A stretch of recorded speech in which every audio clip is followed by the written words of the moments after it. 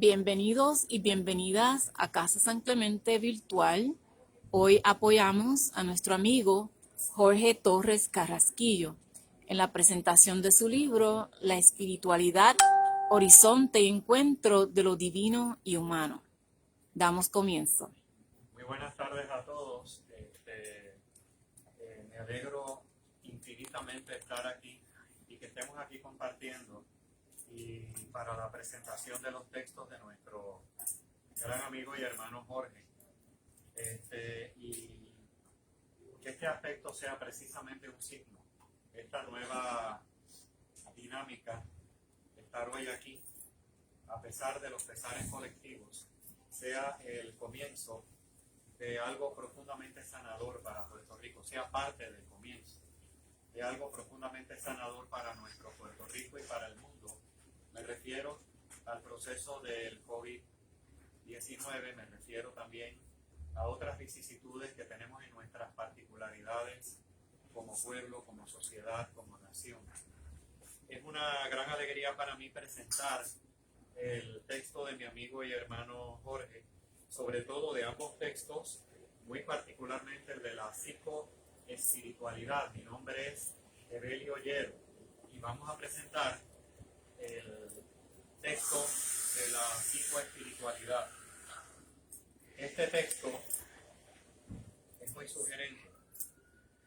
Comienzo diciendo en torno al texto que en su primerísima página hace una mención especial de gratitud de vida que se extiende por esta palabra, y la cito textualmente, a María Matilde Ortiz Noble, conversadora solidario e incansable de tantas noches y días de esos eternos temas del crecimiento infinito. El libro está dedicado a Matilde. El texto que voy a reseñar esta tarde conforma una aproximación. En específico son dos textos, Imágenes del Camino, pero voy a presentar el de psicoespiritualidad. El texto que se reseña en esta tarde conforma una aproximación de tres dimensiones: la fenomenológica, la hermenéutica y por último la existencial. Para nuestro amigo y hermano Jorge y el autor del texto, la fenomenología con la cual aborda su autor es desde el siguiente ángulo: la experiencia subjetiva de un ser humano, aquello que sumamente le inquieta, le fascina, le alegra o le angustia, es sumamente importante al momento de conocer y comprender realmente a ese alguien frente a nosotros. Para Jorge es sumamente importante este aspecto de la fenomenología. Como hemos hablado anteriormente, él y yo, la experiencia subjetiva que podamos tener con respecto a una determinada situación de nuestras vidas es tan real como tan real es este podio, como tan real son nuestros teléfonos celulares, como tan real es la ropa que llevamos. Por lo tanto, aquello que sumamente nos inquieta, aquello que nos fascina, aquello que nos alegra, aquello que nos angustia, es sumamente importante al momento de conocer y comprender quiénes realmente somos frente a la fenomenología que la han estudiado los filósofos. Y para Jorge, nuestro amigo y hermano Jorge es y autor del texto de psicoespiritualidad, es algo sumamente significativo e importante al momento de conocernos y conocer a los demás. La hermenéutica es un saber relacionado con la interpretación. Comienza en el estudio de la expresión religiosa. La hermenéutica tiene que ver con la interpretación. Ya desde hace muchos años en el mundo de habla hispana, un dramaturgo inolvidable, el creador del teatro de Esperpento de España, donde se conjugaba lo trágico, lo cómico y lo tragicómico y mucho más, el inolvidable Rafael del Valle Inclán, de origen gallego, solía decir lo siguiente en torno a la interpretación, y creo que esto ayuda a interpretar el enfoque de la hermenéutica que nos trae Jorge, y decía textualmente don Rafael del Valle Inclán: las cosas no son como son, sino como se recuerdan. Y creo que hay una relación muy estrecha que no se ha visto entre los dramaturgos y los psicólogos. Y Jorge es un excelente psicólogo, y la relación entre dramaturgia y psicología es muy estrecha. El teatro. Ambos, tanto el dramaturgo como el psicólogo o la psicóloga, tienen un conocimiento profundo del ser humano. Por otro lado, el elemento, por último, la dimensión existencial. ¿Pero qué es lo existencial?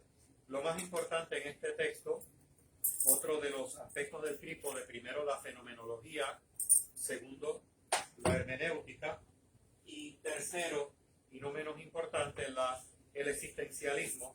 Para Jorge, la dimensión existencial de más importancia en este texto es que la vida cotidiana de todos los días en la que estamos inmersos está en esta llamada condición postmoderna, whatsoever that means. No es definible conceptualmente, pero se vivencia y no está exenta de grandes sufrimientos necesarios y también innecesarios. Este texto está tejido y elaborado a partir de las profundas vivencias de su autor en el contacto con los demás, psicoespiritualidad, horizonte y encuentro de lo divino y lo humano. Las profundas vivencias de su autor en el contacto con los demás, pues siempre para Jorge también somos nosotros en relación con los demás. Y no solo debido a que su autor ejerza el papel social de un excelente psicoterapista de profundo conocimiento formal del saber psicológico, como a mí me consta, sino porque intuye, Jorge, análogo a un José Martí de Cuba, ese exquisito poeta de nuestras Antillas y del Caribe, un verso sencillo de su poesía que más que poesía moderna, parece un develamiento propio de una revelación casi contemplativa. El verso sencillo dice así, y esta es la actitud de Jorge y del texto Psicoespiritualidad. Versos nos hablan de un Dios a donde van los difuntos. Versos o nos condenan juntos o nos salvamos los dos. La naturaleza social y fraternal del ser humano, único elemento indispensable en nosotros, es la clave para poder soportar nuestra condición de seres muy vulnerables, y es una constante en este texto y en las manos que suscitan su contenido, ello me consta. El primer aspecto que llama la atención de este texto de Jorge, la psicoespiritualidad, horizonte y encuentro de lo divino y lo humano, es la propia subdivisión en su índice. La primera parte se titula precisamente como su título, Horizonte y encuentro de lo divino y humano. Es un cuerpo coloquial donde el lector intenta ofrecernos una idea vivencial de lo que significa la psicoespiritualidad. La definición y el desarrollo de esta idea aparece de manera evidente en el párrafo 2 de la página 5 del texto, y lo cito textualmente.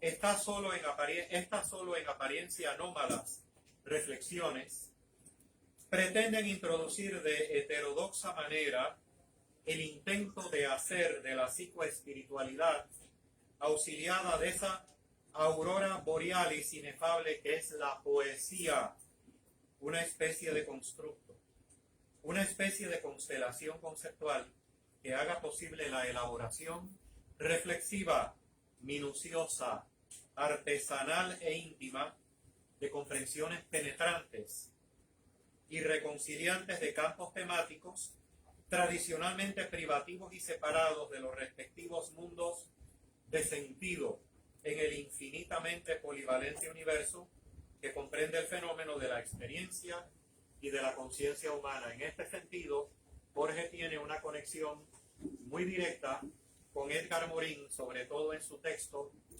La mente bien ordenada, donde plantea un coloquio entre los diversos saberes, no simplemente por el coloquio, sino para encontrar nuestro lugar en la vida. El coloquio entre los saberes, que los saberes sean porosos, así como la piel es porosa. La piel nunca es una barrera, la piel es porosa, pues los diferentes saberes en ese sentido.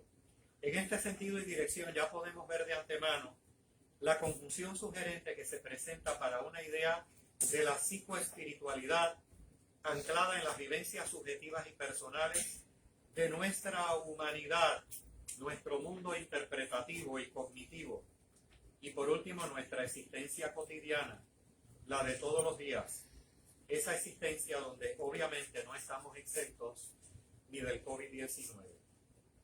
Uno de los primeros aspectos que llama la atención en este texto es la evidente intuición de la diversidad humana que nos presenta Jorge, enraizada en una unidad clave que en nuestro lenguaje cotidiano y diario solemos llamarle comúnmente Dios, pero que es algo más que simplemente las 4 letras que configuran el nombre y todas las asociaciones que ello trae, todas las asociaciones que tenemos a partir de nuestros condicionamientos.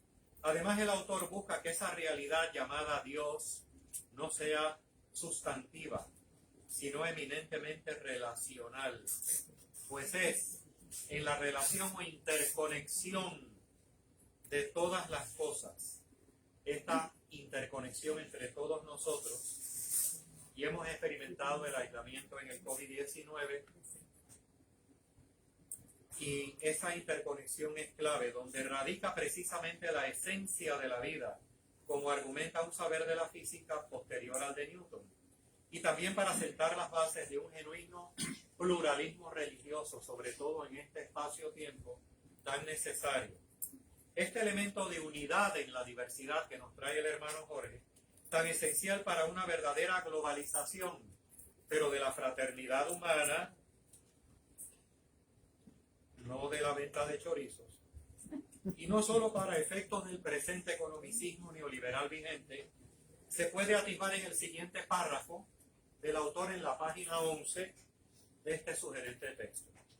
Acá, esa idéntica experiencia se hiere a la de un gozo doble, gozo inefable y gozo apalabrado, con lenguaje apalabrado, con ideas vivientes, con la memoria colectiva de todo cuanto como invisible presencia nos existe y participa en nuestro ser.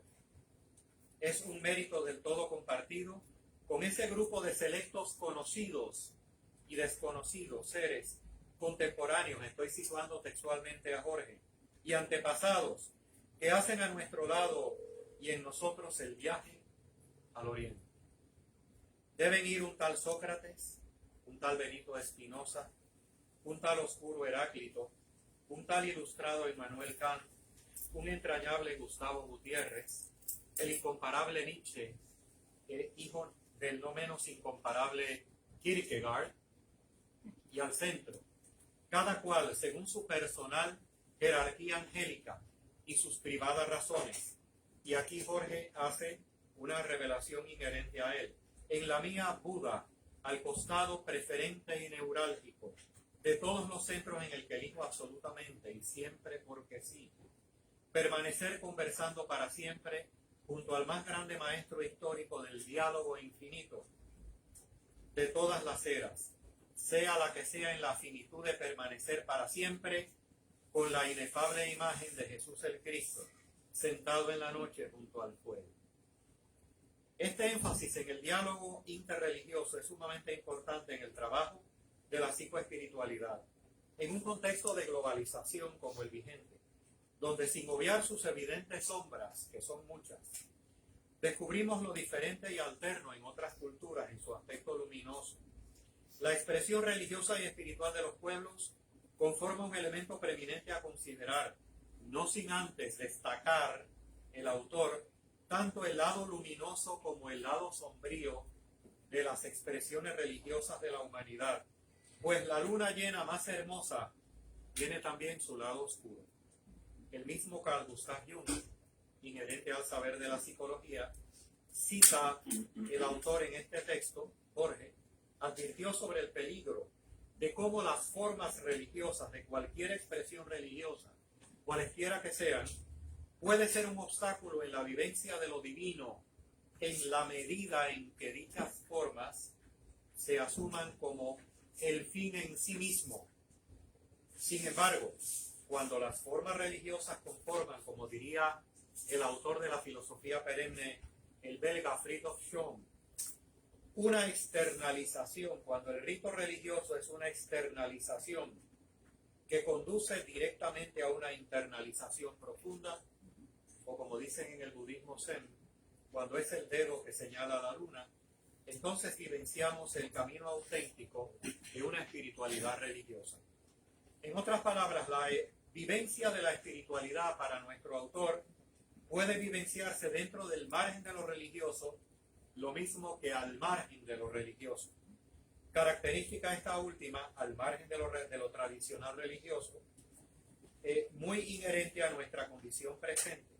Es posible que las formas más sublimes de espiritualidad se estén expresando hoy en día a través de lo no religioso, sin olvidar que el vocablo religión proviene del latín religare y solamente significa, miren qué sugerente, volver a unirnos a las fuerzas de la vida en mayúscula, volver a unirnos. La dinámica de la relación humana, análoga a la de un Emmanuel Levinas, el gran filósofo, es indispensable para Jorge Torres Carrasquillo, en términos de crecer en y por medio de lo alterno, lo que es diferente a mí, lo que es distinto a mi persona en el otro. Este aspecto es un trasfondo medular a través de toda su obra para propiciar una adecuada psicoespiritualidad. En otras palabras, lo alterno, lo diferente es lo que me hace crecer. Como dice el escritor puertorriqueño Carlos Ocasio, escritor joven puertorriqueño, amigo, hace tiempo que no lo veo, dice en uno de sus libros que se llama Dharmapada, dice que tuvo un sueño una vez. Todos pensaban igual, todos sentían igual y todos actuaban igual. Y termina diciendo, fue el sueño más aburrido de mi vida. El aspecto más destacado en su texto es, sin embargo, esta dinámica o psicodinámica muy interna del horizonte humano para propiciar el encuentro entre lo divino y lo humano, aspecto muy medular en esta etapa en que nos encontramos en nuestro devenir humano. Momento de grandes posibilidades para su realización y concreción, pero también no lo podemos negar, y en esto Jorge es sumamente realista, de grandes sombras para su posible consecución, el encuentro entre lo humano y lo divino. En mis diálogos personales con Jorge, en torno a este texto, a partir de su lectura y mi entrevista a su persona después de haberlo leído, el autor no escatima en plantear las serias dificultades, aunque no necesariamente insalvables, que pueden presentarse para un vivencial encuentro entre lo divino y lo humano, porque en la medida en que podemos identificar aquellos aspectos que pueden ser obstáculos, no para recrearnos en ellos, no para saltar en ellos, sino para estar conscientes, en esa misma medida es que podemos atravesarlos y trascenderlos. En primer lugar, desde la fenomenología, nuestra visión subjetiva, desde la hermenéutica, nuestra interpretación, y desde lo existencial, nuestra vida, nos encontramos, para Jorge, ante una especie de autoenclaustramiento en nuestro devenir y en lo que consideramos como nuestra identidad más íntima.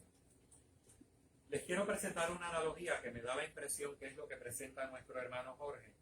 Es como si la vida fuera una mesa de billar en la cual las diferentes bolas del juego fuéramos nosotros y en no pocas ocasiones chocáramos unos con otros, como supuestos seres fragmentados, donde no percibimos la íntima corriente de la vida que subyace bajo los diferentes pozos, que también podemos utilizar esta imagen, somos como diferentes pozos, pero hay una corriente subterránea.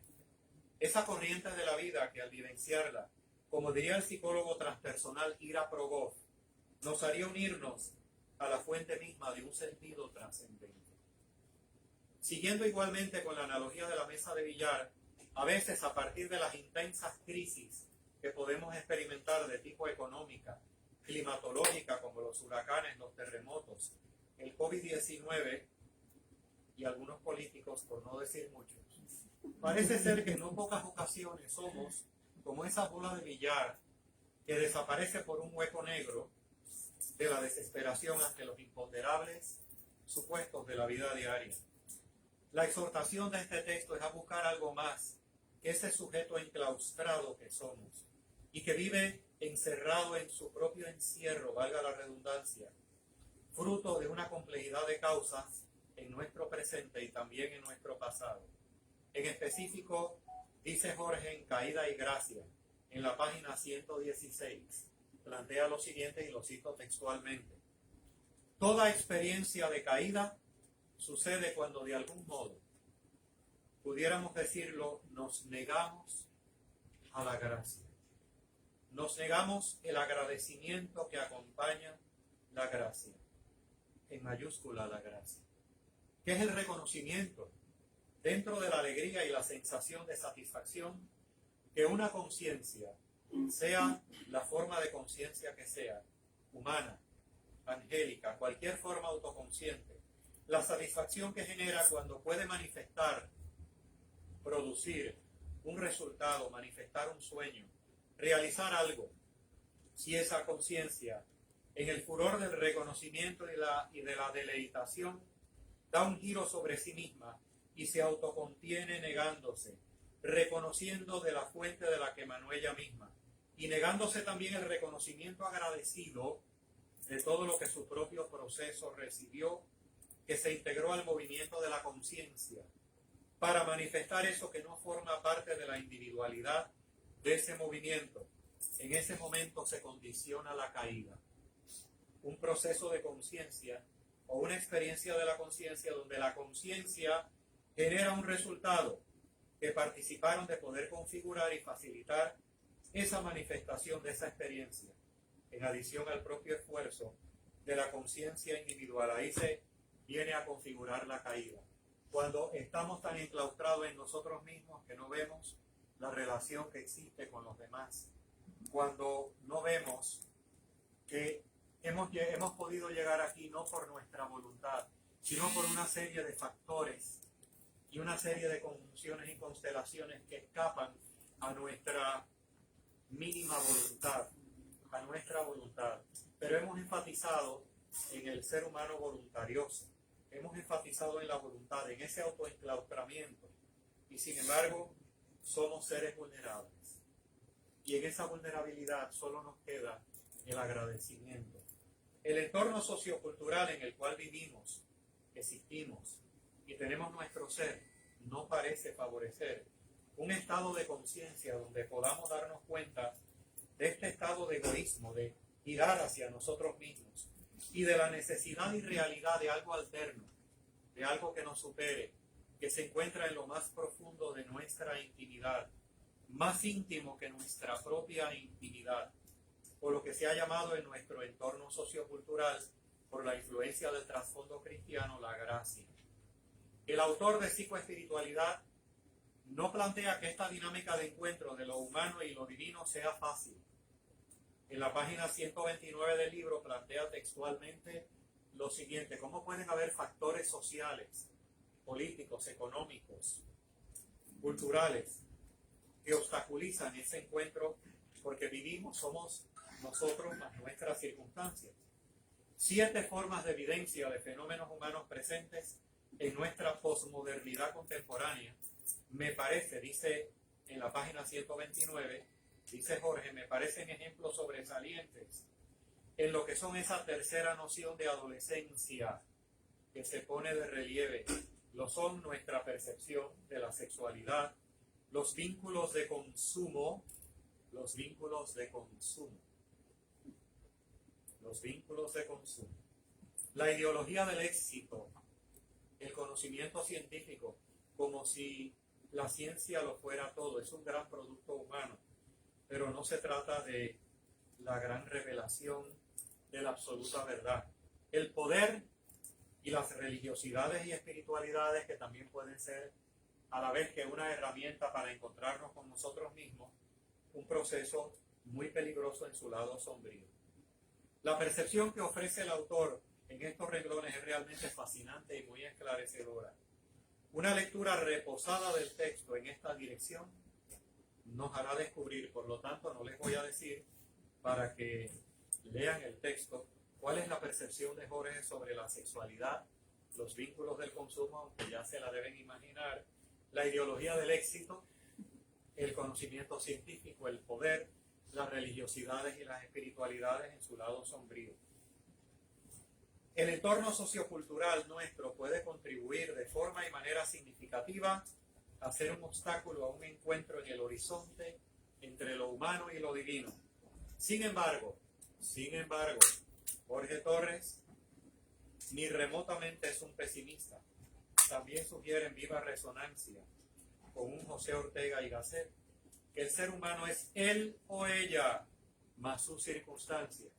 En ese sentido, el texto de psicoespiritualidad me recuerda una anécdota Zen. El maestro Zen dice: le tengo dos noticias, una buena y una mala, ¿por cuál quieren empezar? Entonces, dice, bueno, vamos a empezar por la mala para luego tener de amortiguador la buena. Dinos la buena, maestro. Dice, la mala noticia es que no hay buenas noticias. ¿Y cuál es? Esa es la mala noticia. No hay buenas noticias. ¿Y cuál es la buena? La buena es que no le tienes que hacer caso a las malas noticias. Entonces, no olvidemos entonces a la parte que nos corresponde a nosotros. Dentro de esta dinámica diaria, nos exhorta Jorge a que busquemos ese centro de calma, esa fuente que emana y corre, donde hay algo que nos trasciende y nos lleva más allá de los estrechos límites de nosotros mismos, y que en nuestro limitado pero hermoso lenguaje, y en nuestro lenguaje común le hemos llamado Dios, pero que reitero es mucho más que esas 4 letras unidas y que todas las asociaciones que hemos hecho de él. Vivimos de afanes, de fatigas, de cansancios, de sobrevivir, y ahora con todo el cansancio que nos ha generado el COVID-19. El texto libro del Eclesiastés, dentro del texto de grupos que es la Biblia, nos habla en parte de este cansancio que hemos experimentado cuando se plantea vanidad de vanidades, todo es vanidad. Yo me preguntaba, muy joven, y eso fue hace poco, me preguntaba por qué aparecía en el grupo de libros de la Biblia, Biblos, un libro como el Eclesiastés, donde todo es vanidad y correr tras el viento. Pero sin embargo me doy cuenta de que el autor de ese texto tiene claro de que hay algo más que lo que simplemente nuestro limitado yo es. Estamos cansados, sí, pero el texto de psicoespiritualidad, horizonte de encuentro entre lo humano y lo divino, nos exhorta a que signifiquemos con pasión apropiadamente nuestro cansancio, nuestro vacío, nuestra falta de sentido. ¿Será que empezamos a intuir que hay algo más que simplemente esto que vivimos existencialmente todos los días? El autor nos sugiere implícitamente que busquemos a través de nuestro dolor y a pesar de nuestro dolor e incertidumbres, que existe algo más en la vida que este afán de solo subsistir y de seguridad en el cual estamos inmersos. Abramos la ventana de la habitación, como dice un Jiddu Krishnamurti, y tal vez, pero sin buscarlo, entrará el aire fresco. En este sentido, el tomar las cosas con más calma, el aprender a vivir, el compartir, la fraternidad, el amor, el dialogar, la amistad, la música, el encuentro con el modesto encuentro de esta tarde, nos lleva de vuelta a unirnos con las fuentes de la vida. El texto de psicoespiritualidad, Horizonte y encuentro de lo divino y humano, nos hace recordar de nuevo a Hölderlin y a Martin Heidegger. Poéticamente habita el ser humano en esta tierra. Y concluyo esta reflexión, pues, con algo que me ha recordado el texto psicoespiritualidad, porque establecí una relación muy estrecha con esa poesía de un gran poeta de nuestra lengua española, Fray Juan de la Cruz, en su poema Glosa lo Divino, y que Nidia Caro, esa joven que en la década de los 70 presentó a Puerto Rico en Chile en el Festival OTI, y que recientemente dejó saber a través de las redes sociales de la muerte de su querido hermano, y dice cosas muy bellas. Yo le respondí hoy y le dije Gracias a ella por toda la belleza que nos ha transmitido en nuestro Puerto Rico en todos estos años. Y ella en su CD de Amores Luminosos dedica también un espacio a esta poesía de glosa a lo divino. Y esto es lo que me recuerda el texto de psicoespiritualidad de Jorge. Termino con este breve poema de Fray Juan de la Cruz, pero muy sustancioso. El que de amor adolece, del divino ser tocado, tiene el gusto tan cambiado y a los gustos desfallece. Es como con calentura, fastidia el manjar que ve y apetece un no sé qué que se encuentra por ventura. Fíjense cómo le llama la divinidad, un no sé qué. Ni por toda la hermosura nunca yo me perderé, sino por un no sé qué que se encuentra por ventura. No olvides tú el interior, es de mucha más valía, pues no puedes hallar gozo y alegría en lo que hay afuera da sabor, mas sobre toda hermosura, lo que es, será y fue, busca de hallar un no sé qué que se encuentra por ventura. Ni por toda la hermosura nunca yo me perderé, sino por un no sé qué que se encuentra por ventura. Muchas gracias.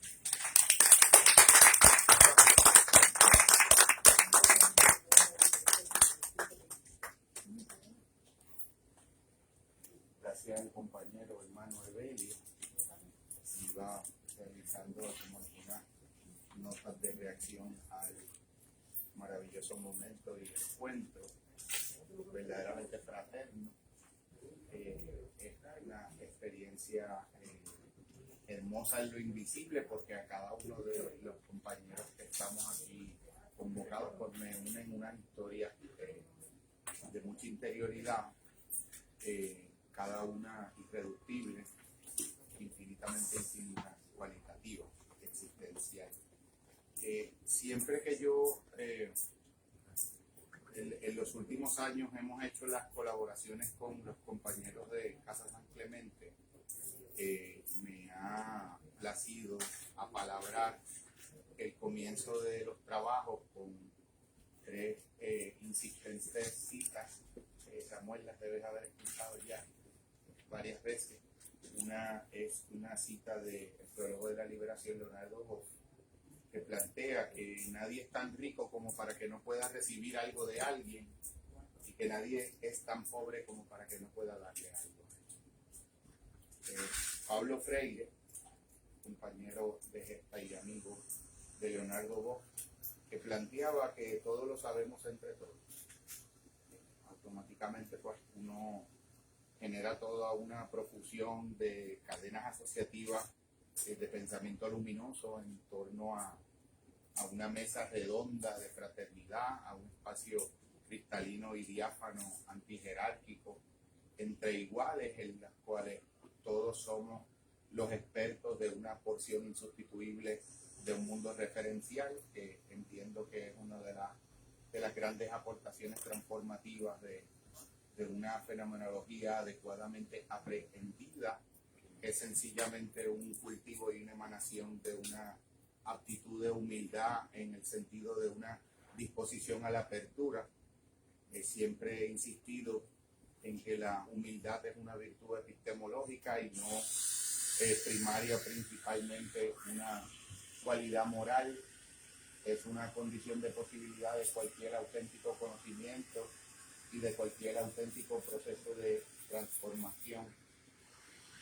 También pues, ese homenaje permanente a Soren Kierkegaard, que nos unen diferentes pasiones acá, con la compañera también estudiosa de la filosofía y gran amiga, y memorias de mi maestro de noveno grado, Gregorio Andújar Rangel, que fue el primero en que puso en la pizarra así la palabra Kierkegaard. Eso resonaba, Soren Kierkegaard, danés, y mencionaba que el ser humano comprende y hace sentido de la vida cuando mira hacia atrás y la vive cuando mira hacia adelante. Y esas dos coordenadas se encuentran siempre en el presente, en donde único puede existir la vida y donde único puede atisbarse también en el tiempo histórico el misterio de la eternidad. Mohandas Gandhi también, como un fenomenólogo y un gran existencialista, a su modo, en sus memorias narra que siempre era proclive todas las mañanas cuando se levantaba a pedir por don de gracia, que cada vez que se encontrase a un ser humano pudiera tener el don de verlo como ese ser se veía por dentro y no como él lo estaba viendo desde fuera cuando lo miraba, y que cuando él se fuera a mirar a sí mismo pudiera completar su mirada de sí mismo como se veía por dentro con la mirada del otro como el otro lo veía desde fuera, rompiendo esa tendencia de dicotomía, de dualización y de fractura, que es la tendencia a mirar al otro desde una mirada de tercera persona y a mirarnos a nosotros desde una mirada de primera persona. Es recuperar el elemento expansivo en la consideración de la mirada a la primera persona que late en esa tercera persona del otro que nosotros estamos objetivando, y que en ese proceso de objetivación estamos deformando y malentendiendo en su esencia. También siempre en el elemento de lo sagrado como una categoría matriz del entendimiento, que puede entonces extender la sensación de lo sagrado como una mirada al reconocimiento del carácter inherentemente sagrado de todo.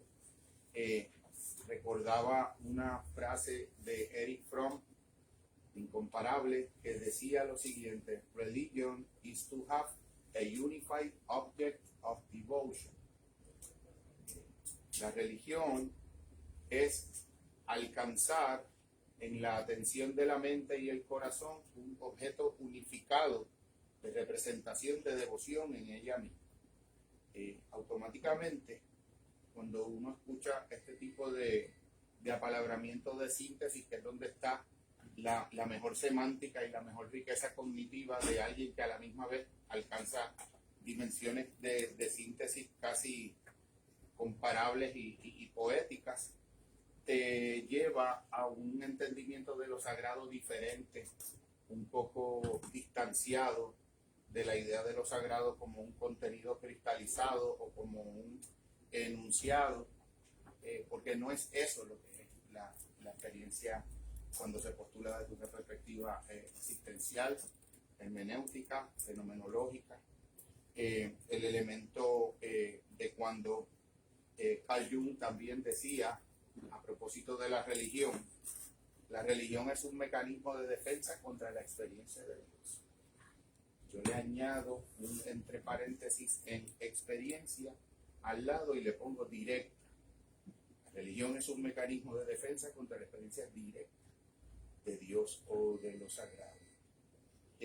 También pienso que como todos estos procesos son construcciones colaborativas, y como decía el compañero Belio en la parte que tiene que ver con el elemento de la caída, el componente esencial del agradecimiento no necesita tener un referente directo, ni antropomórfico, ni personalizado, sino que es una disposición a un estado infinito de apertura que se predispone siempre a reconocer que todo lo que nos ha sido posible por otros elementos que han sido previos a lo que hemos hecho nosotros, y que esos elementos no nos los hemos dado nosotros a nosotros mismos.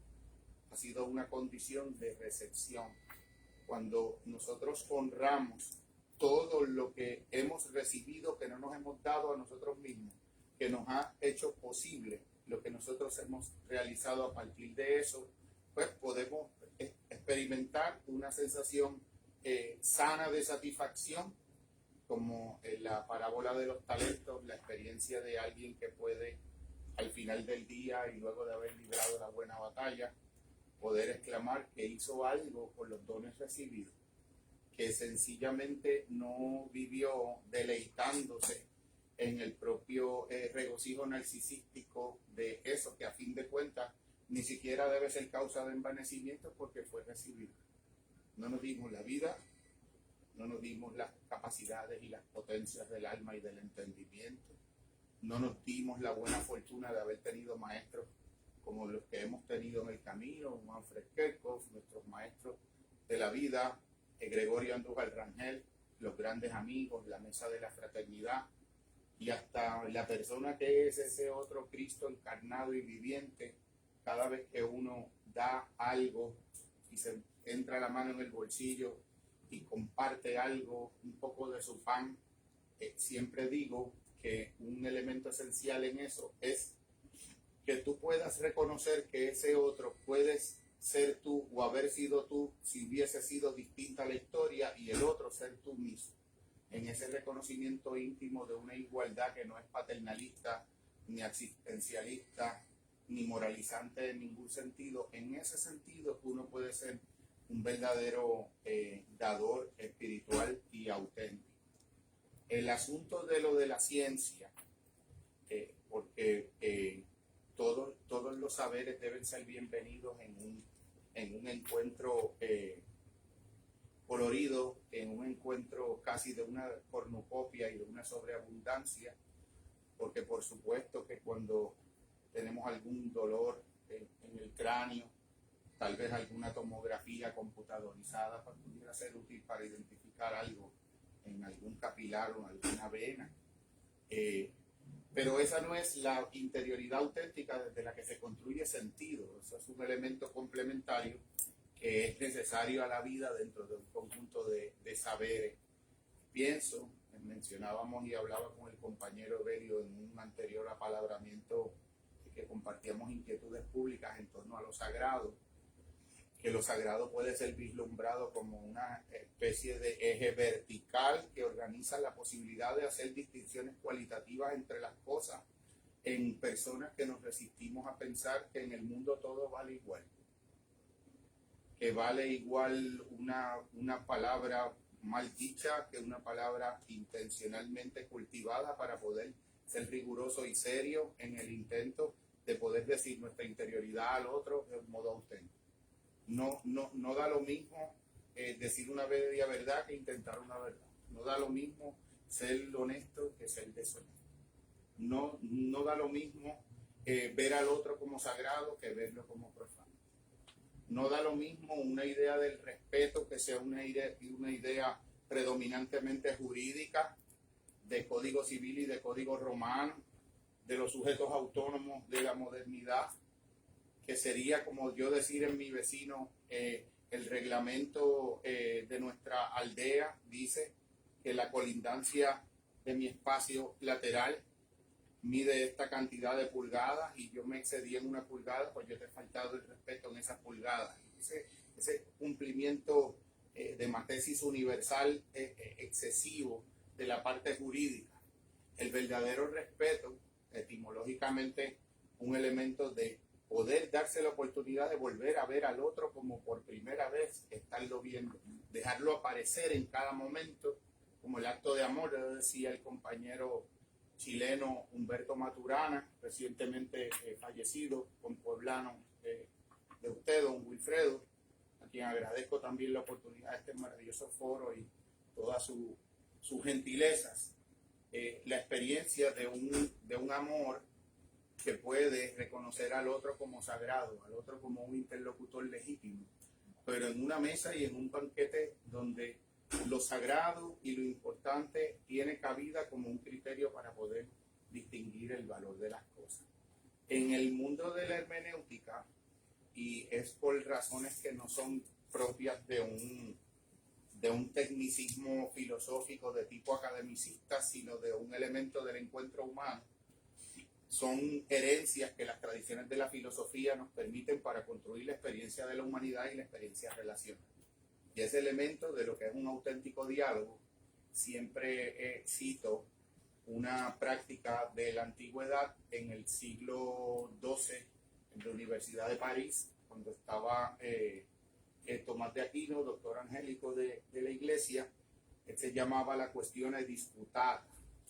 Era una especie de protocolo que era una condición de posibilidad del encuentro dialógico de los seres. Las cuestiones disputadas, cuando asuntos de controversia, cuando yo iba a sentarme a la mesa a dialogar con otro ser humano, la precondición para poder ser un interlocutor epistemológicamente legítimo del otro era que yo tenía que, antes de sentarme a la mesa, poder hacer ante la comunidad de los conocedores y ante el otro mismo mi mejor representación posible de la posición del otro, en un grado que intentase rebasar incluso la que el otro pudiera hacer de sí mismo.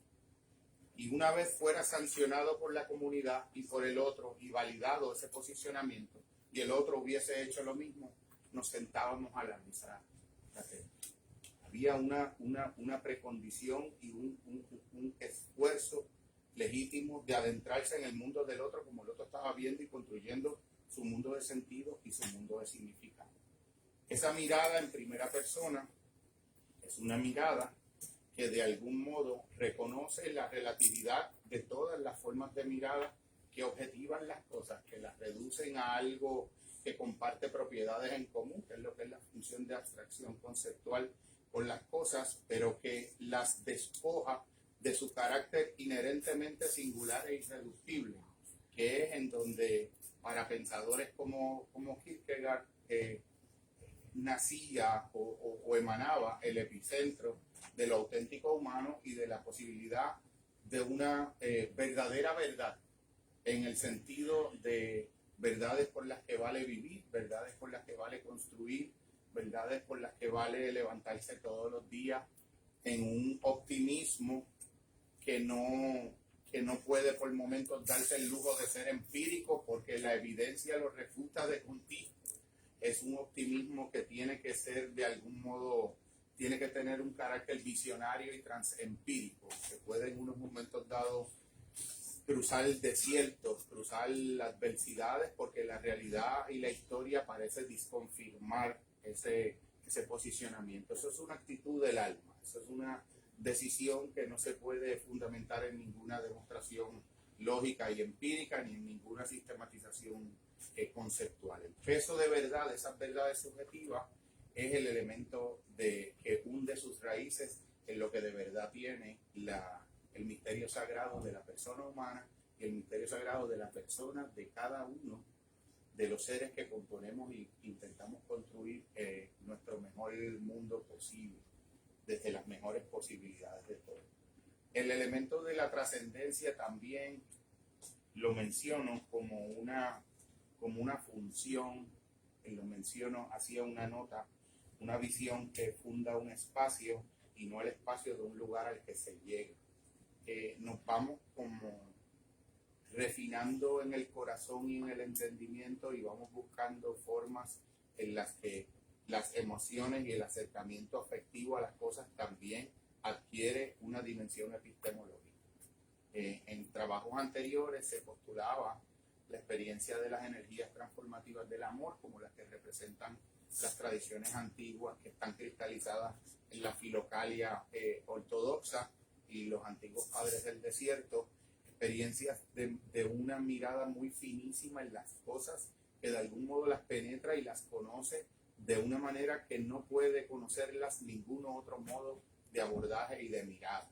En la presentación anterior que hacíamos acá, doña Roxana tuvo la gentileza también de compartirnos una canción que había sido inspiradora del ensayo que era sobre el amor, que era la canción de Violeta Parra de Volver a los 17. Y una canción que cuando yo la escuché, más o menos a esa misma edad del número que celebraba la canción, sentí ya en los años universitarios que había algo descomunalmente luminoso, cegador, resplandeciente en las intuiciones que estaban codificadas al interior de esa magistral canción de la folclorista chilena. Y cuando el tiempo fue pasando y a lo largo de los años y de las décadas se fue articulando esa intuición en una mirada un poco más laborada y un poco más artesanalmente construida desde la palabra y desde el pensamiento conceptual, que reconocía que aquel deslumbramiento emocional que sentí en aquel momento era la intuición y el comienzo de una intuición que 30 años después podía reconocer como una vuelta a una mirada y a un reconocimiento que el amor es una forma de conocimiento.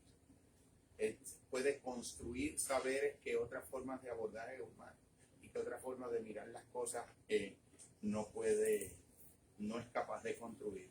También mencionaba en aquel momento cómo las sabidurías ancestrales de compañeros como el grupo de los mapuches en Chile, mencionaba cuando codificaba la etimología de lo que es el amor o enamorarse, cuando se traducía al español, amar es alcanzar a ver el resplandor de una luz de amanecer saliendo de los ojos y del centro de la mirada del ser humano que tú estás mirando.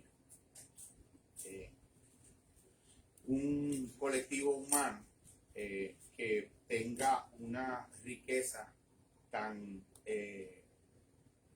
polivalente, tan infinita, hasta en un sustantivo, no sería un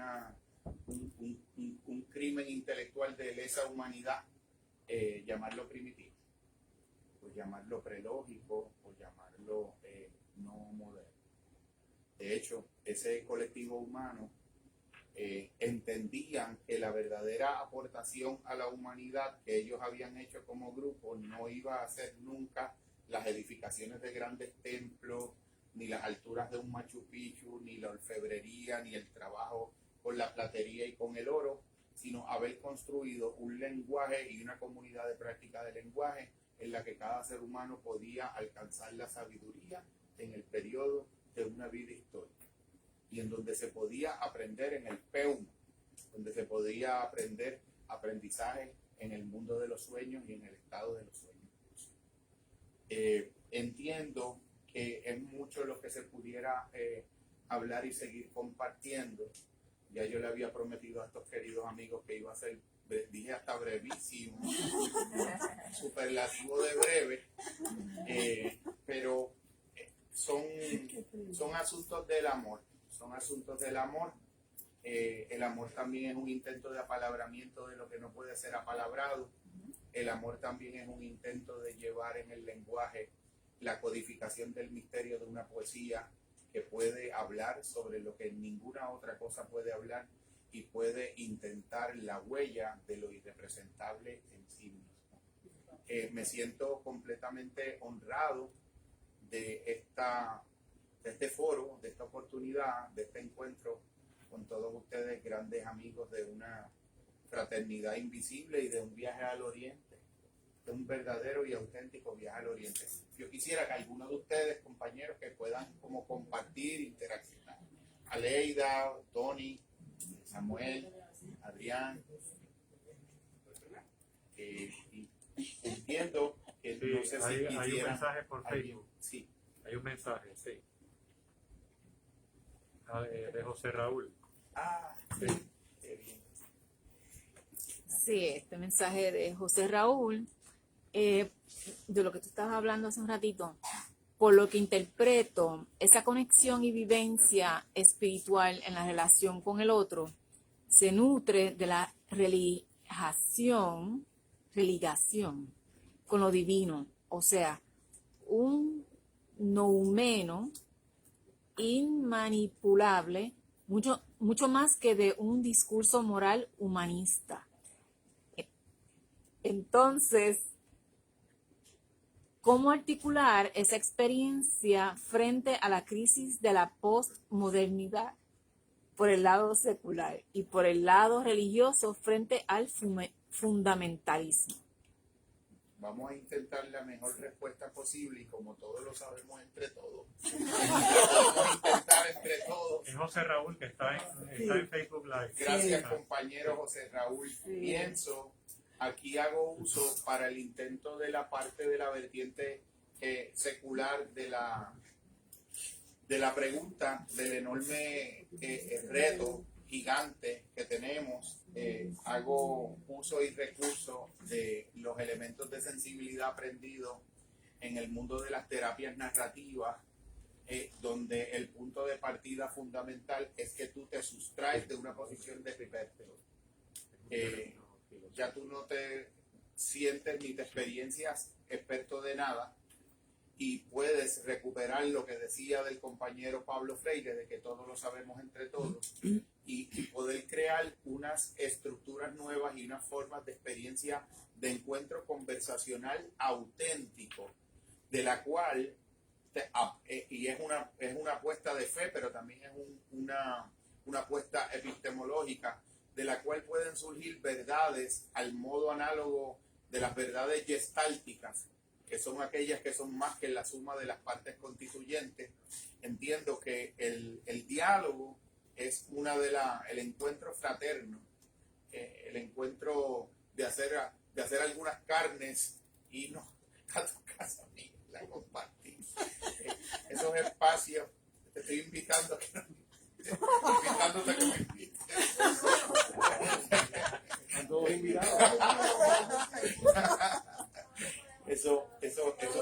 Esos grandes momentos, como aquel momento que tanto se me quedó en el corazón pegado, donde verdaderamente la verdad surge como algo que no se sabe de dónde, porque es un punto de intersección entre el centro de los seres en torno a algo que parece que está vacío, pero que de algún modo todo surge. La compañera Enid, que hemos trabajado también en dinámicas de grupo y que estuvimos también allá compartiendo en los tiempos de las horas prescriptivas del internado doctoral, y también de los elementos de los grupos que nos convocamos para apoyarnos mutuamente, a mí siempre me ha parecido un misterio insondable, no inefable, porque sí puede hablarse de él, pero insondable, lo que son los procesos de la sanación en dinámicas de grupo, donde todos los seres nos convocamos a compartir una experiencia de dolor no enmascarada ni pretendida, que no existe, sino auténticamente honesta, de nuestra primera persona, y en espacios donde incluso en algunos de ellos que hemos participado, que prescriptivamente se proscribe el dar consejos o el interpretar la narrativa que el otro está generando, y se surgen unos espacios de sanación como producto de esas experiencias de poder apalabrar nuestra mejor discernida verdad de nosotros mismos en un espacio donde eso es aceptado desde el amor y desde una perspectiva radical de no enjuiciamiento. Aflora una experiencia de sanidad que entiendo que hunde sus raíces en los misterios de la biología del amor, en los misterios de nuestra esencia como seres mamíferos, en la historia de la preservación de la vida. Y algo ocurre, uno empieza a sentir que se pierde peso, no el peso físico que se pierde caminando, pero se pierde algo interno que verdaderamente tiene peso y ocupa espacio. Tiene tanto peso que ya en la antigüedad, en el libro egipcio de los muertos, se representaba el juicio final como un platillo, una pequeña bandeja de balanza, donde se ponía una pluma de un ave y el alma del difunto. Y cuando el alma del difunto tenía una gravedad menor que la masa de una pluma de un ave, la platilla se levantaba y entonces el alma se elevaba. Una intuición de que hay cosas que, aunque no ocupan espacio y no pueden ser experienciadas como físicas, de algún modo que escapa a nuestro entendimiento, tienen de alguna manera peso en ese espacio interno. Creo que el intento secular, la respuesta no es sencilla. El intento por la vía secular de romper esa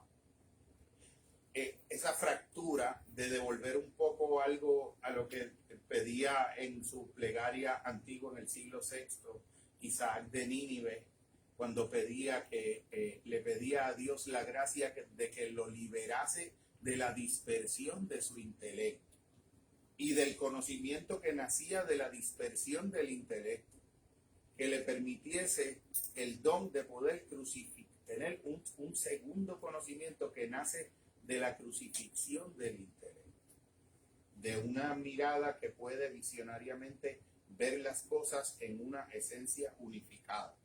Yo creo que ese segundo orden de conocimiento, que nunca puede excluir el amor, tiene que ser el punto de partida en el encuentro con el otro, reconociéndolo por adelantado como sagrado, no como un sujeto de derechos y deberes en un sentido jurídico, sino como una especie de a priori fundamental, el reconocimiento del otro como sagrado, como punto de partida de cualquier auténtico diálogo. Eso por la vía de lo secular. Por la vía de lo religioso, tal vez yo no sea el mejor representante para poder apalabrar de esos espacios, porque en honestidad no los frecuento asiduamente, aunque tengo un enorme respeto, porque creo que de la misma manera de que decían aquellos compañeros de la Fanny en aquella salsa de que de cualquier malla sale un ratón, también yo lo digo de otro modo, de que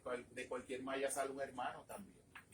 Y entonces en todos los espacios puede ser destilado, como decía Rainer María Rilke, destilado, libado la miel de cualquier flor, de cualquier espacio, de cualquier diversidad. Yo creo que el asunto del fundamentalismo no es un asunto privativamente de las religiones e institucionales como tal, sino es una manifestación de una, voy a decir algo que suena como técnico, pero de una morfología estructural de la condición humana.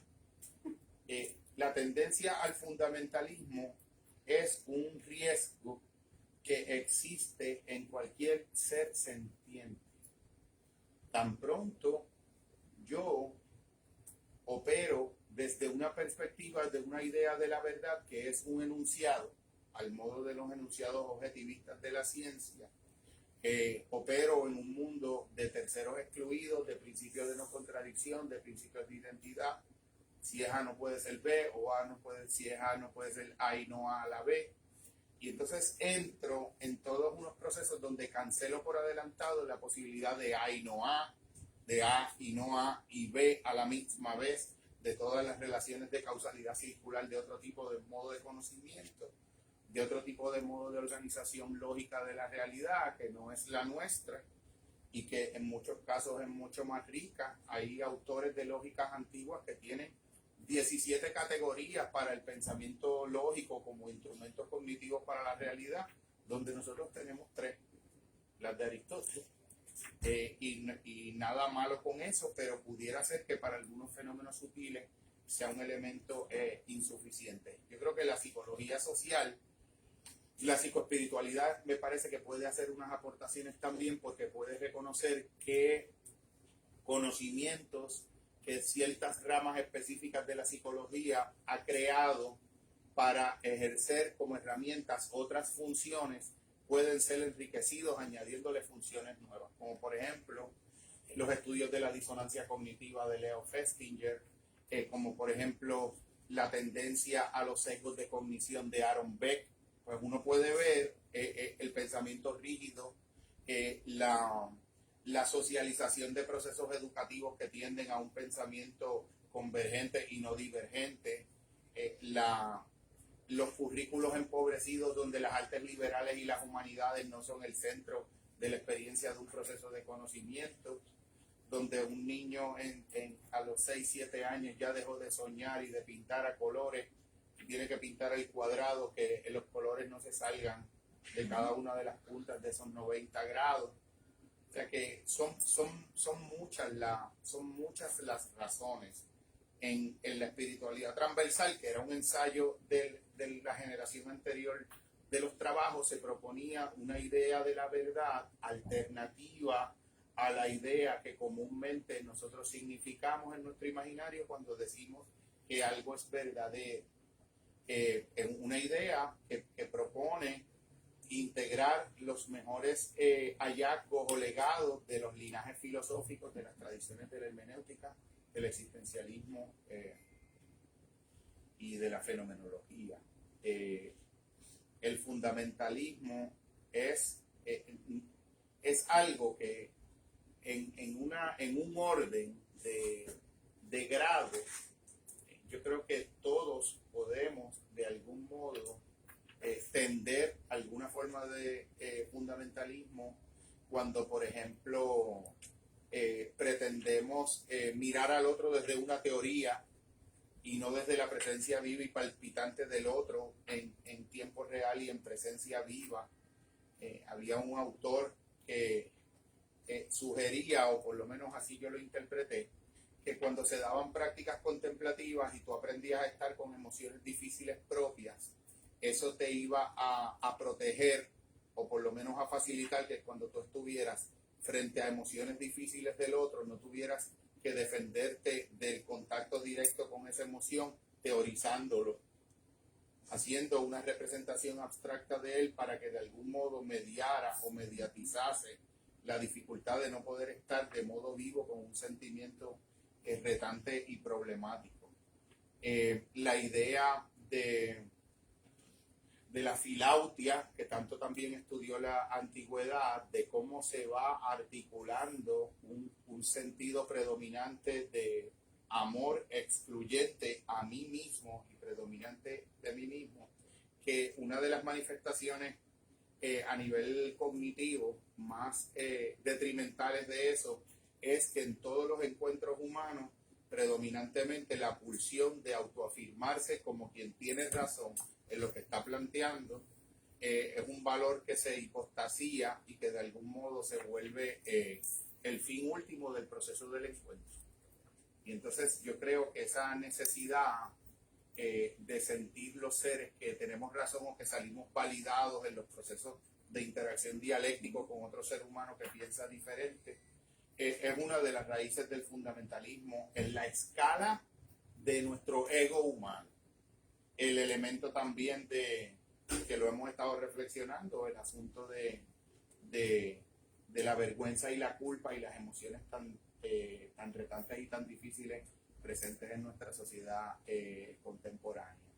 Yo entiendo que tan pronto yo me siento en un espacio fraterno a hablar con el hermano Miguel, y yo entiendo que Miguel lleva dentro un trozo de sabiduría que si yo puedo acercarme, como nos enseñaba la hermana Nancy allá en Buen Pastor en el entrenamiento de la maestría, el primer día que llegamos allí, nos dijo lo siguiente: en los hombres de la antigüedad y en el libro de Éxodo se relata que cuando las personas llegaban a un lugar sagrado se descalzaban las sandalias.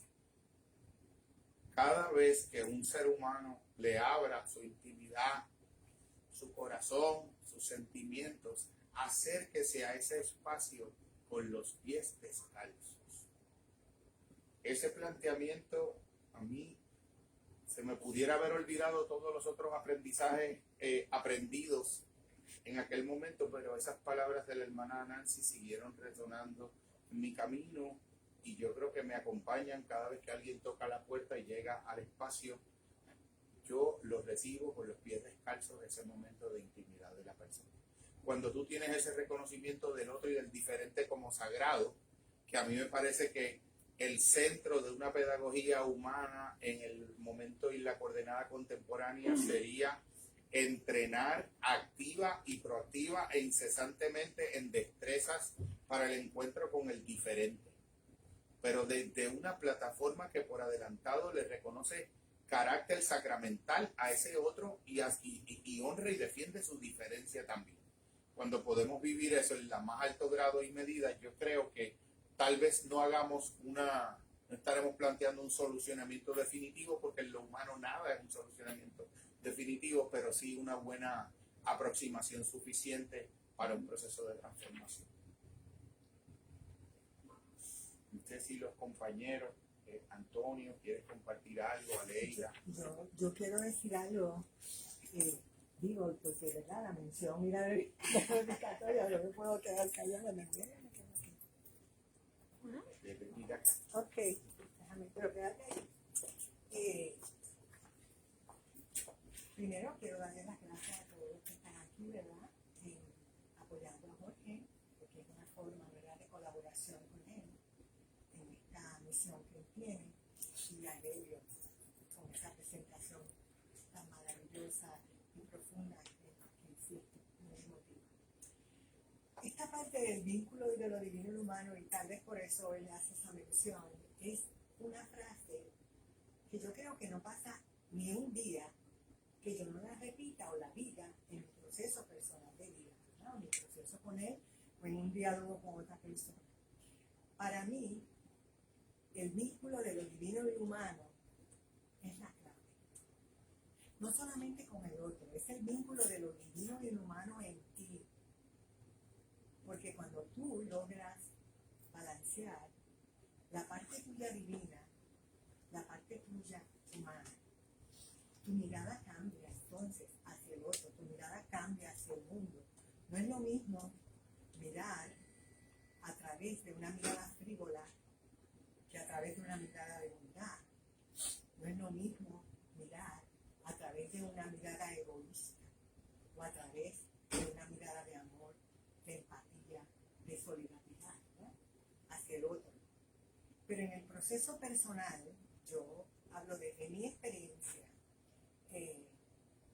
Siempre yo le decía a Jorge, ¿tú quieres ser un hacedor de conocimiento o un hacedor de milagros? Y él quedó una vez impresionado cuando leyó de mis labios cuando le hice sacrificio. Porque si lo tienes todo aquí, no lo vas a las 12 pulgadas de la cara. Entonces tu mirada no cambia. Pero tu mirada cambia cuando lo bajas, ¿verdad? Lo transportas hacia esas 12 pulgadas que está tan cerca, ¿verdad?, de tu mente. Yo recibí una crianza muy dogmática, muy fundamentalista, evangélica, así que no fue fácil. Y yo, para poder hacer este trabajo interior, tuve que alejarme de eso para desaprender y reaprender. Pero esto no quiere decir que yo me alejé de mi fe, sino que cuando yo regreso, entonces mi mirada era otra y mi fe estaba más fortalecida. Así que para mí el vínculo de lo divino y lo humano es muy sagrado. Cuando él habla de horizonte, que es el final, para mí ese es el propósito. Yo creo que cada uno de nosotros tiene un propósito. Mucho más allá de estar aquí, podemos vivir la vida como autómatas, como los Walking Dead, como les digo yo, como el programa dice de Walking Dead, o podemos vivir la vida con propósito. Yo creo que para vivir la vida con propósito, tienes que utilizar ese alertamiento, ese awareness que habla el curso de para tú poder identificar cómo es tu mirada. Y cuando termine el día, ¿verdad?, en la noche tú puedas hacer una autoevaluación, una introspección de cómo estuvo ese día, cómo fue tu mirada hacia esa lección. Eso no quiere decir que vamos a dejar de sufrir, que vamos a dejar de tener dolor, no. Lo que cambia es tu mirada hacia esta lección. Lo que cambia es tu mirada hacia ese que te ofendió. Lo que cambia es tu mirada hacia esa lección de vida, ¿verdad? Así que el mejor aprendizaje, porque yo no soy filósofa, pero la experiencia de vida es lo que te va a nutrir de verdad el día a día cuando tú puedes cambiar esa mirada. Así que para mí, poder identificar y tener ese alertamiento todo el tiempo, que tú puedas poder autoevaluarte, terminas tu día y te vas al descanso y puedas sentir que de verdad viviste ese día con propósito, que tal vez como una persona que tú sentiste esa mariposita en el estómago, ¿verdad?, pero pudiste tal vez darte cuenta de que eso sucedió y estás permitiendo que ese rayo vertical pueda atravesar ese rayo horizontal. Como dice Jorge, la parte horizontal es lo humano, la parte vertical es lo divino.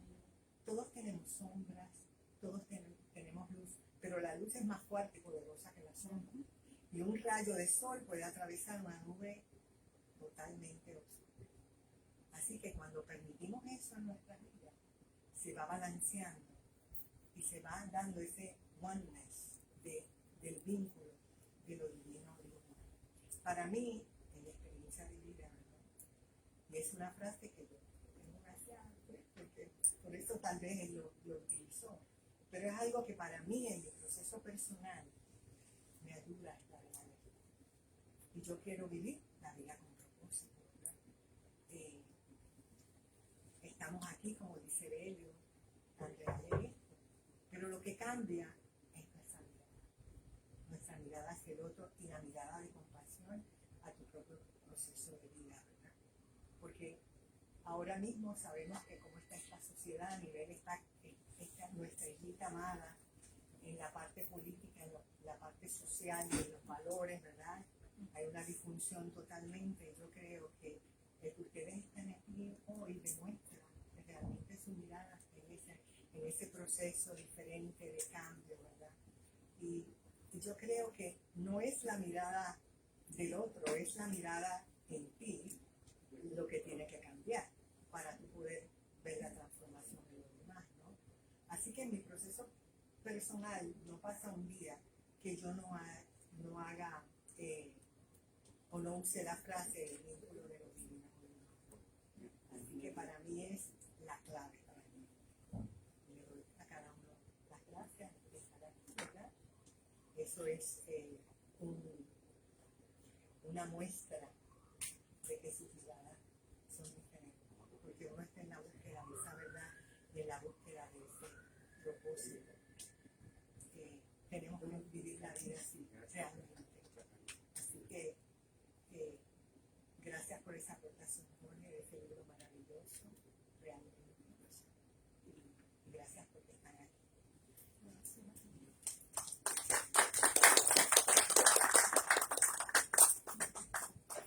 Buenas tardes, mi nombre es Antonio Arzuaga. Yo estoy tan contento de estar aquí hoy, porque recordaba la última vez que andábamos acá, ¿verdad? Y todo estaba normal, que es como que nunca es.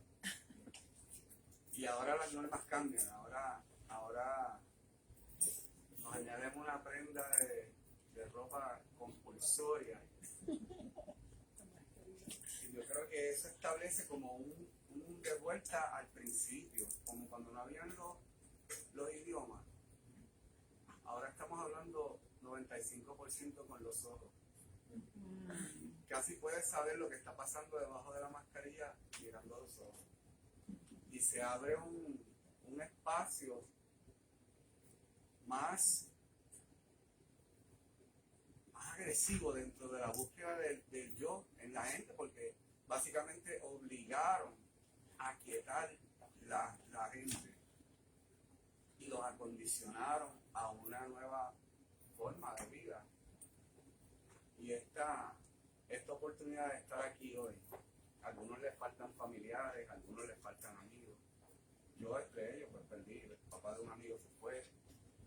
Y ahora que surgen todos estos cuestionamientos de si es real, si es embuste, si es una falacia, si la gente se está muriendo del susto o del miedo, o de qué se están muriendo, si existe el virus, si existe la vacuna, y si de verdad.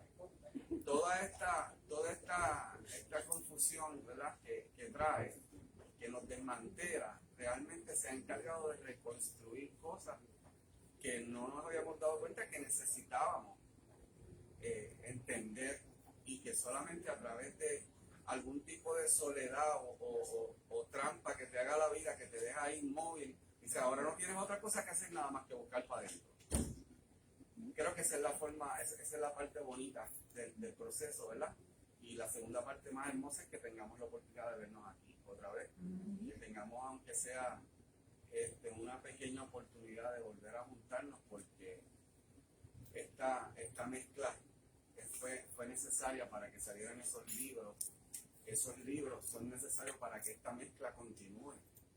Yo tuve una oportunidad con mi hermano Jorge de hacer un conversatorio corto, que a lo mejor algunos lo pueden haber visto en el canal de él, en donde compartíamos alrededor de unas obras que él tiene, que las he hecho yo, y las últimas 3 pues han sido básicamente como eso mismo, como un compartir de lo sagrado que la naturaleza misma le da al artista, una capacidad que que no lo tienen todos y a la vez todos lo tienen. Porque si todos lo sabemos entre todos, ¿verdad? ¿De dónde agarra inspiración alguien para plasmar algo? Si no es de una literatura, de una inspiración de otro, de una idea, de algo que vio. Así que andamos totalmente confligiéndonos, andamos mezclándonos hasta involuntariamente. Y ahora queremos hacer fuerza para mezclarnos más.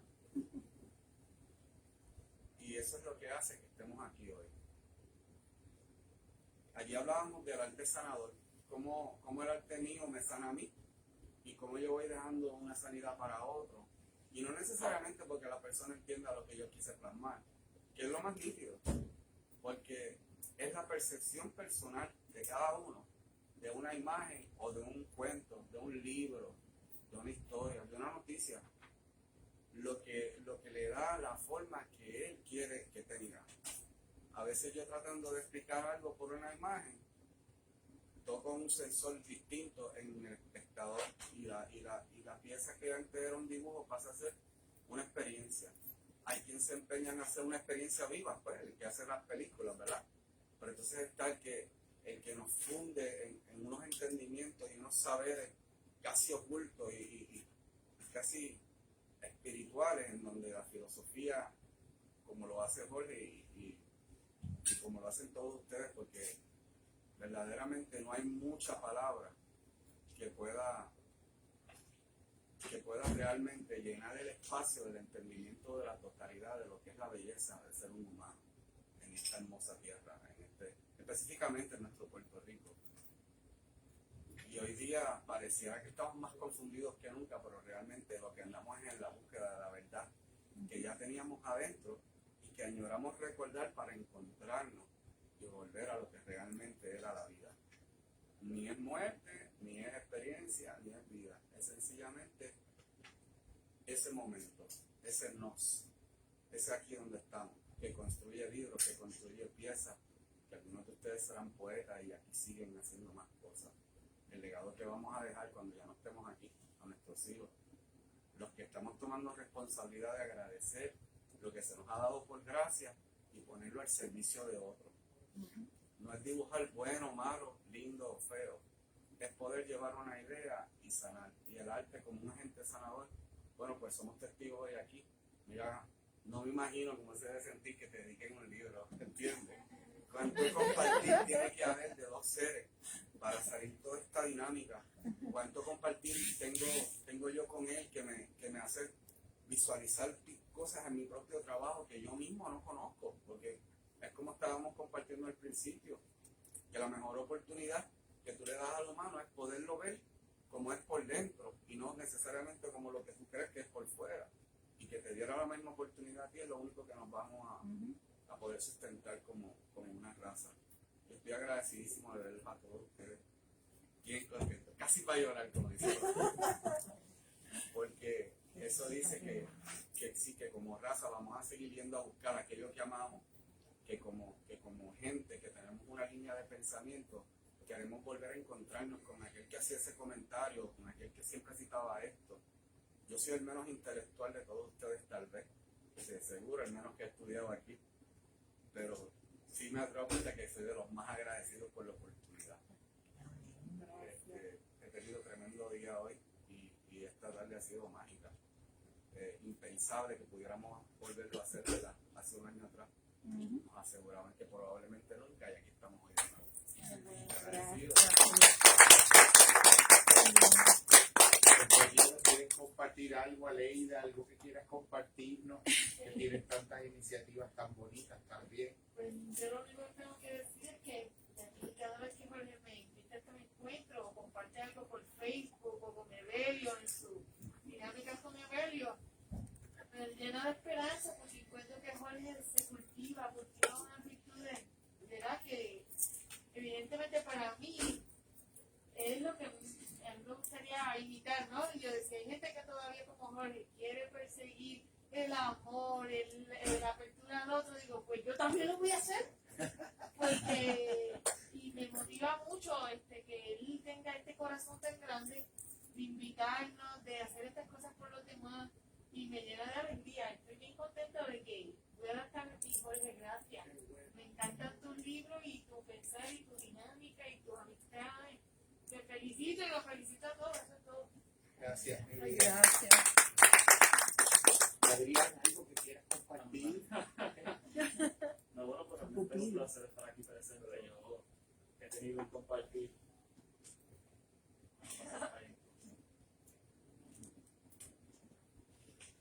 Gracias, qué nervio. No me he tenido un compartir con Jorge, pues este último año ha sido una experiencia definitivamente enriquecedora, muy linda, me ha ayudado a aprender mucho, a crecer, he podido dar cuenta de ese preciado título, o sea, ese encuentro de lo divino y lo humano, en ese encuentro con un otro, en ese vínculo con un otro, en ese compartir, en esa relación tan dadora de vida. Finalmente he podido dar cuenta de lo bendecido, ¿verdad? Que puede ser tal interacción. Y nada, pues genuinamente esta es una oportunidad para poder dar cuenta de eso, citalizó con Antonio. Definitivamente hace un año atrás que no podíamos volver a encontrarnos como colectivo, y para mí esto es de las cosas más importantes que se puede compartir, genuinamente, poder estar con un otro, o sea, con un grupo y dar cuenta de lo importante que son esos vínculos. Así que nada, creo que no tengo mucho más que decir, realmente pues agradecido, y he podido leer un poquito del libro, me gusta, de verdad que definitivamente me estoy llevando mucho, estoy tomando, tú me conoces, mis apuntes, subrayando, llevándome cositas, para traerlas después al foro contigo y discutirlo más a fondo, porque realmente me gusta mucho llevar este tipo de trabajo a cabo y seguir aprendiendo. Yo creo que tengo pues ese compromiso hacia como el aprendizaje, y especialmente con un otro, y lo que ese otro me puede enseñar, y pues ahí encontrar ese aspecto sagrado en el encuentro. Así que pues definitivamente gracias, y qué bueno verlos igualmente, sí.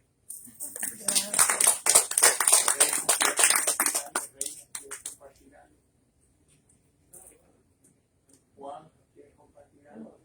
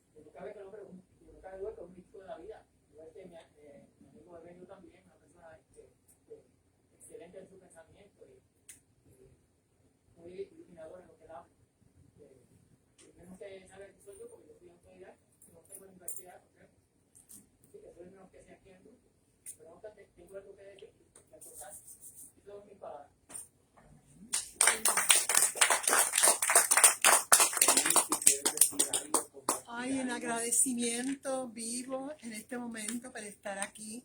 Gracias por ser tan vulnerable, Jorge, de abrir tu corazón y ver en persona tú tratando de balancear esa conexión entre lo divino y lo humano, y que lo pongas en práctica en tu diario vivir y en tu profesión. Así que gracias. La verdad que ha sido una tarde bien hermosa, inesperada, como dijo aquí el compañero. Ha sido como un regalo, así que gracias un millón, y a ver, gracias muchísimo, y gracias a todos por estar aquí. Un placer. Quiero decir algo, esta es una anécdota que me hizo mi esposo, que estudió con Jorge en el Colegio de la Merced. Yo no me acuerdo si fue en octavo, noveno o 10º grado, pero cuando yo le dije que yo venía para acá y le pregunté a mi esposo si él quería venir a ver la presentación de Jorge, me dice, vete tú, yo cuido a los nenes, porque ya a Jorge yo lo conozco. Y desde octavo grado yo viví el tiempo en el que ya él andaba con la Biblia aquí debajo y quería ser santo. Todo lo que él va a decir allí, yo más o menos ya lo intuyo. Así que ya Jorge, su andar místico, desde muy joven, ya quería alcanzar, ¿verdad?, el contacto con la santidad y con lo divino. Así que ese vínculo, ¿verdad? Gracias por compartir.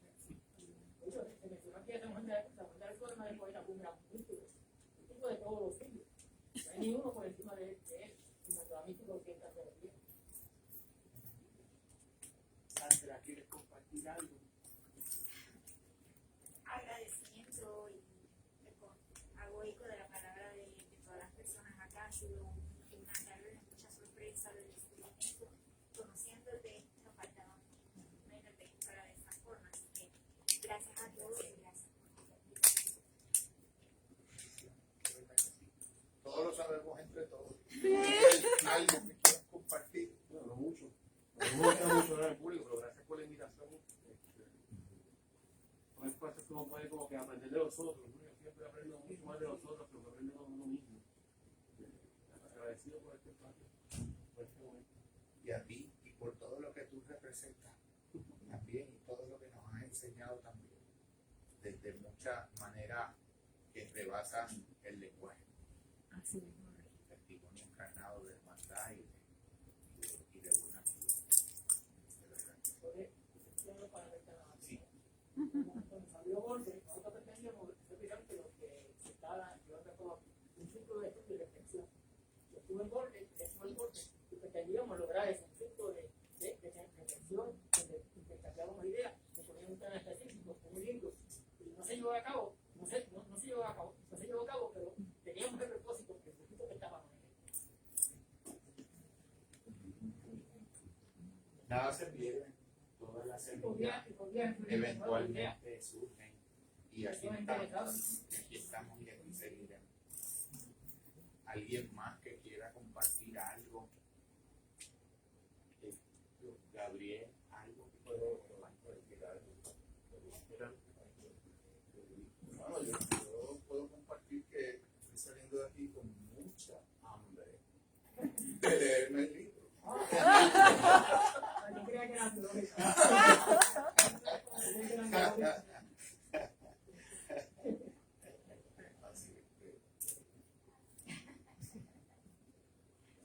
Yo a veces pienso que este tipo de trabajo también, pues, hay que de algún modo rumiarlo, pero no en el sentido de la rumiación cognitiva, sino de la rumiación de la vaca de pastado, porque hay que hacer el bolo